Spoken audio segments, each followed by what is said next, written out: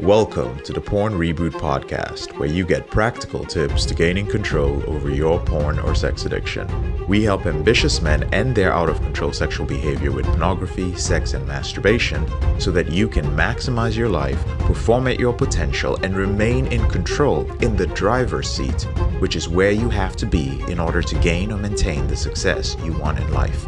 I'm your host, J.K. Amazi, certified sex and porn addiction recovery coach. Welcome to the episode. Brothers, anyone can talk the talk, but not everyone can walk the walk. And that's why here at Porn Reboot, where we do walk the walk, I'll be sharing every few episodes some snippets of success stories and testimonials from brothers who are in our implementation intensive and in our free groups. And they're going to be sharing some of the results they've been getting so that this can further inspire you to take action on all the different tips and techniques that you learn while listening to the Porn Reboot podcast. Enjoy. What's going on, everybody? I am here with a very special guest who is coming to us from the Porn Reboot implementation group, and I'm very excited to pick his brain and get to know him a little better, and I'm very excited for him to share his story about his time in the group. We got Alex in the house. How you doing today, sir? What's up, Chris? How are you, man? I'm great, man. Thanks for hopping on the call again. First things first, since you're coming from the implementation group, could you share a little bit about your experience during your time with us? Yeah, I think anybody who gets into a group like this, you basically make a decision that, like, I can't do this on my own. And beyond that, it was like, I think porn has become so normalized and it's continuing to become so normalized that it's like, oh, it's not a big deal. Everybody does this. And then you realize that, hang on a second, even apart from the time that it's taking out of your life, zoning out, whatever, I didn't really truly attach how it was affecting my mentality, how it was showing up for my kids, my wife, all this stuff. There's a lot more insidious, I think, that people realize. And it's been 30 years of my life, probably at this point, and I'm 43, almost 43. I think making the decision that, like, hey, I need some outside help. I can't do this on my own is the first thing, after realizing that, hey, this probably isn't a good idea to keep doing it, right?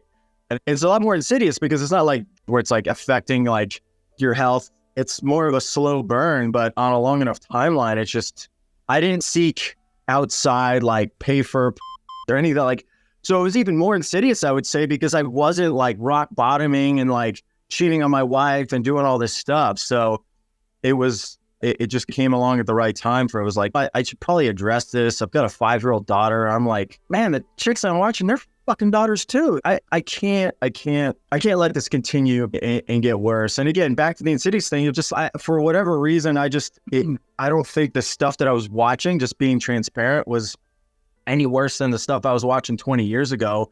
When I say worse, it's like escalating hedonic adaptation and all that stuff. But nonetheless, I'm like, all right, that's a cop-out, because it's not to say that it couldn't get worse down the road. So it was like, all right, that was one thing. It was like, for getting into the program, I like the step-by-step. There's a methodology to it. The coaches, I think, was probably the biggest thing that really sold the value for me, that you have these people that are taking their time to invest into the group.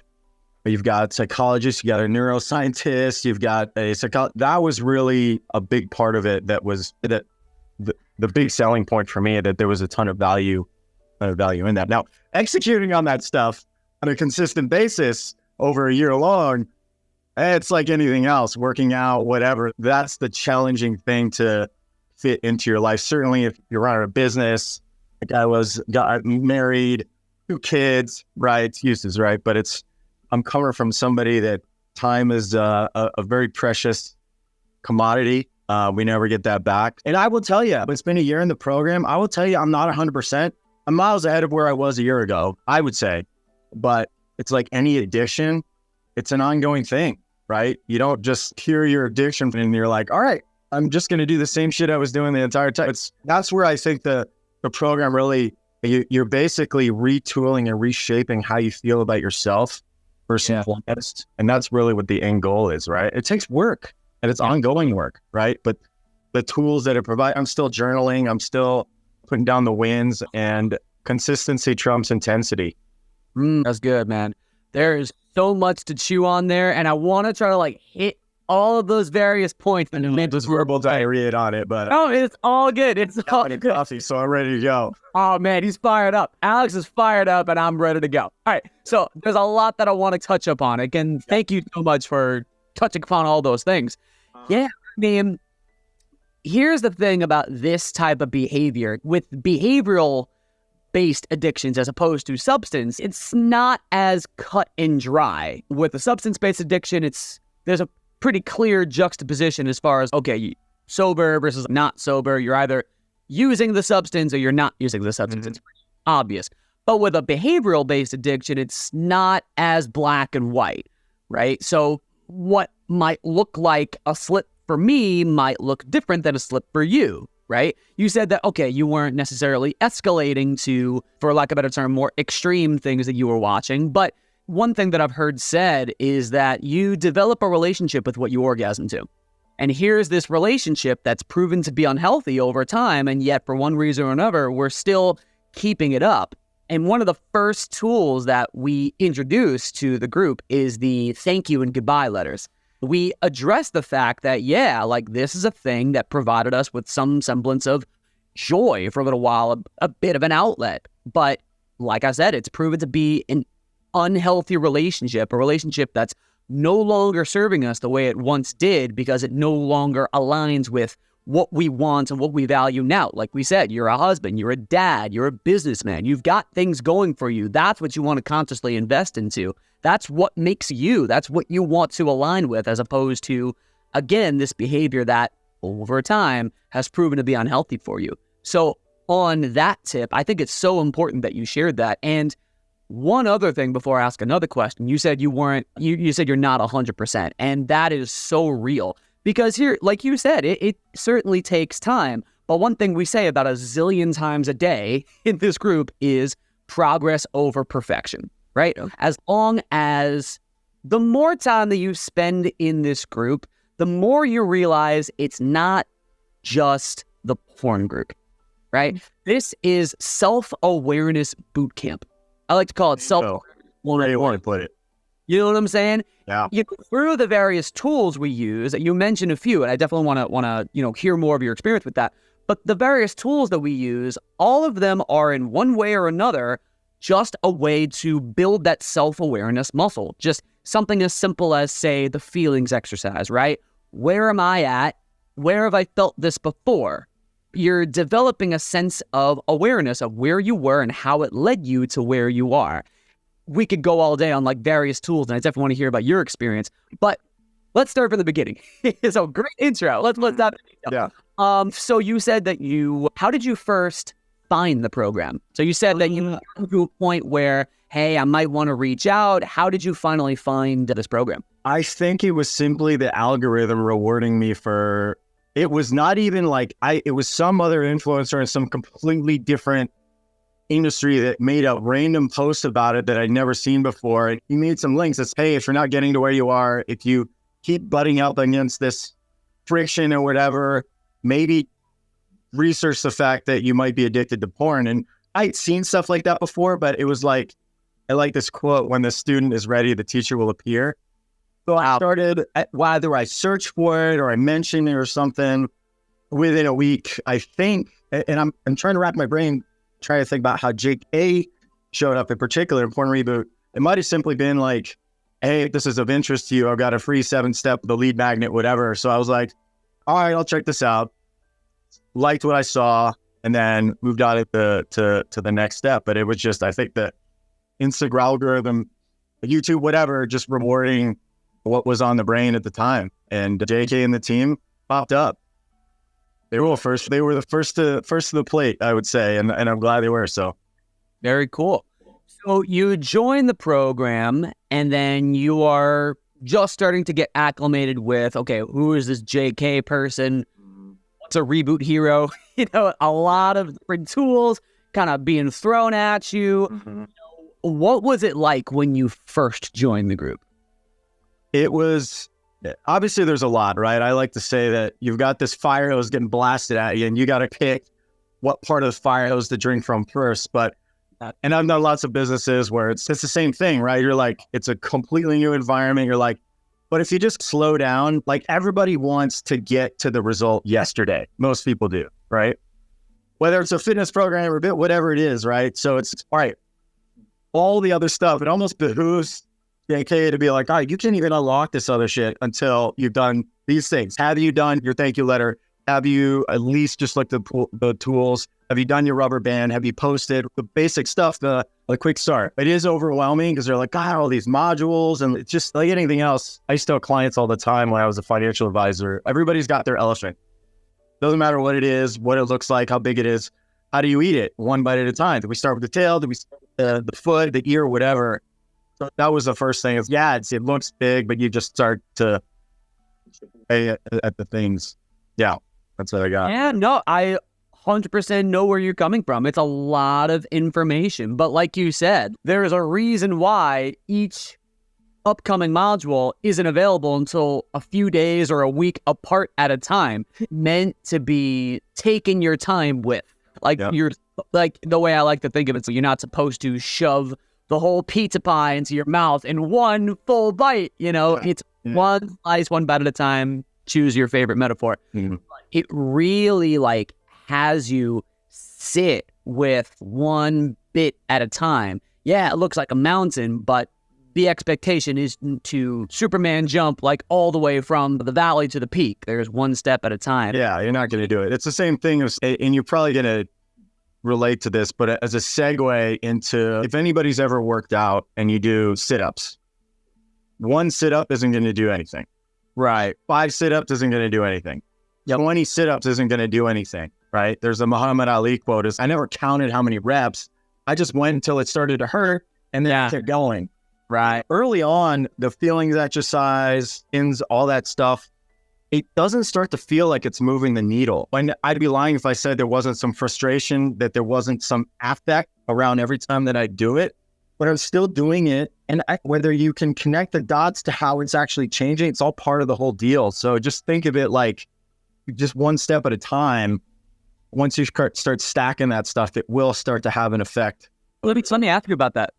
So you're over time, it's like, all right, you're going through the motions, you're learning about these various tools, and you're sticking with the system, and then you're finally starting to see dots connect. You're finally starting to see changes. I'm curious as to what some of those changes were for you. Just temperament. I think one of the biggest reasons that I wanted to do this, apart from just being more efficient in business and wasting so much precious time that can eat up, especially when I was working from home a lot, it was like, it's all interrelated, right? So if I was spending too much time watching porn, knowing that I should be doing this other stuff, I'll get to it. By the time I would actually get to work and do all this stuff, I was really zapped for time. And then, oh shit, I got to go pick up the kids. My wife's going to be home soon. And then, so it really, and that led into temperament, right? So to answer your question, it was just being more mindful of, it's all interconnected, right? So if I'm watching less, that means that I can be more efficient and choose what I do with my time. If I'm more efficient with my time, that means the to-do list is tackled a little bit better. If the to-do list is tackled a little bit better, and I don't feel so stressed and put blame on the kids for chewing up all my time, even though I want to spend time with them. And then, it's the kids are in bed. I got to actually catch up on the work that I didn't do during the day, which means I'm cutting into quality time with my wife. So it's all interrelated. So I'm looking at it more pragmatically rather than feeling. It was just like, all right, you really have to take control of this. So I wouldn't connect the actual dots. It was just, it's all part of the mixture of the things that you learn. So again, you don't necessarily get there. But it was probably it was a year ago, and it was probably towards the end of the year that I really started piecing that together as far as connecting the dots to, okay, all this stuff is coming together. Yeah. Like you said before, time is a priceless commodity. For the time that you may have spent getting involved in unhealthy behaviors, suddenly you have more time to breathe and be with your family and take care of things that you actually want to take care of. So that's a huge win right there. So I applaud you for that, for real. Now, as far as the various things that led you to that sense of self-awareness, what were some of those tools that you learned about that proved to be really helpful for you? I think self-awareness is a big key on it. Like, I will say the Dr. Eastman, I think, probably had some of the most impact apart from, so I wouldn't say it's tools so much, it's the accountability aspect of it, the brotherhood aspect of it, I don't think can be talked about enough. Mm-hmm. If you're thinking about getting into this program, the accountability partner and finding somebody that you really connect with is key. I'm still talking to both of my accountability partners. I'm out of the group. I just talked to him yesterday. We're both out of the group, but I'm still talking to him because we could still relate. We could still do that. So that's one key that, like, it's really easy as men in today's day and age to be on an island, to be isolated, right? And isolation is the number one trigger right there. For me, certainly, but for a lot of us, I would agree. So the accountability piece was huge, and putting an emphasis on that. Dr. Eastman really helped with just giving some tools and insight. For me, anger management is, especially with kids, I'm a professional apologizer now, but the tools that she gave, very simple tools on being able to, but you can't just, that's a Band-Aid if you haven't done the work to get to a point where it's easier to use that sort of stuff. So again, it's just, I can't, other than those two things, I can't name a specific because it's all interconnected. Journaling is huge. Getting your stuff out pen to paper. And I've journaled before, but I like the structure of this. I'm still doing feelings. I do true and untrue, rational beliefs. Right. I'm doing goals. I'm doing wins. So I actually incorporated some of the tools into my journaling rather than doing them on the sheets. But Right. the wins, the dialoguing from breaking the cycle are all part of my daily journal entries. So it's just good to get that stuff out of your head so it's not occupying space. So those are the things that have had the most effect for me. I love that. And I completely relate to you. Like, I have been a part of this group since 2020, and my accountability partner, well, my two accountability partners that I, partnered up with in the beginning of my time here, I literally last night, I was talking to one of them. So I'm right there in the same boat with you. He's moved on, he's doing his own thing, but like, we still keep in touch and keep each other accountable. Even if it's not stuff, like, still keep each other accountable on other things, right? Totally. So that's awesome that you still have that connection. That's really great. Yeah. My question that I like to ask guys is basically, like you touched upon in the very beginning, how insidious that this type of world, this type of behavior can be. I'm curious, for a guy who might be watching this or listening to this, if they are maybe on the fence of joining a group like this, or even trying to join a group or implement a system to put an end to this type of behavior, who may be anxious, apathetic, despondent, struggling in silence the way that you and I know very well, I'm curious as to what you would say to a person like that. I got it. And some people might not like hearing this, but you got to make a decision regardless of whether you think you're ready or not. And I got a great quote: you jump out of the airplane and build a parachute on the way down. You're never going to be 100% ready, because that thinking is going to tell you, like, all right, I have to be the guy that doesn't watch porn in order to get the group, which doesn't make any freaking sense. So you got to just get in, realize that you have to do the work, but the work will have an impact on you. So one is just making a decision, regardless of whether you're ready. The less ready you think you are, the better it is to actually make a decision to go. Just go. I love that. Yeah. So with all that being said, would you recommend this program to somebody who might be struggling? Absolutely. It's intensive, but that's the point. Right?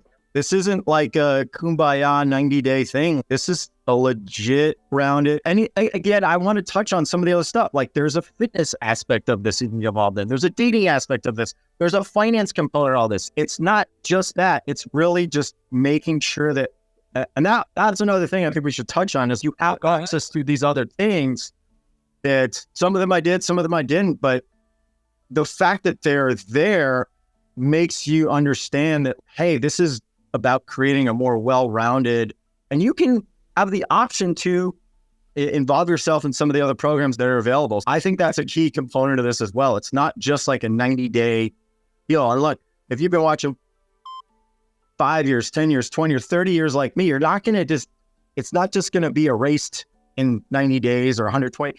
For some guys, it may be like, and that's amazing, right? But if you really think about the time that you've been doing this and the time it's going to take to undo that, this lays an amazing foundation for you to create a new chapter in your life. Yeah, I love that you worded it that way. Like, it is a foundation setter. Like we said earlier, we have various ways to invest into what we call in the group reboot capital. So let's say, for example, you have your physical reboot with something like Optimum U. That's led by Coach Seamus. He's an absolute baller, knows his stuff inside and out. If you're making a conscious choice to work on your biochemistry, definitely give that a try. Your dating reboot, your financial reboot, and everything in between. It is, like we said, not just the group. We invest in these different kinds of reboot capital to the point where, whether it be or some other compulsive behavior, is just totally a non-factor and just irrelevant. You're so invested into all these other things that you don't even have time, or you put so much value and emphasis on what makes the temptation to act out just dissipates naturally. That's a huge key. And I think that, at least for me, filled a void for lack of success or lack of perceived success in like businesses or career or whatever. I just jumped into a completely new business just a couple months ago, but there is a lot more clarity. There's a lot more drive. So again, when you wipe away some of the stuff that has been holding you back, it's a circle. It's a very positive circle that, like, hey, porn was preventing me from doing this. So I feel lack of fulfillment. So I'm just going to keep doing this, and so on and so forth. So you remove one of those elements. I don't even know if I'm making sense, but I was tying like porn to lack of purpose, which I think there's a lot to that. But I also think that porn was like filling the void for the lack of purpose, if that makes sense. Yeah. And that's a huge realization.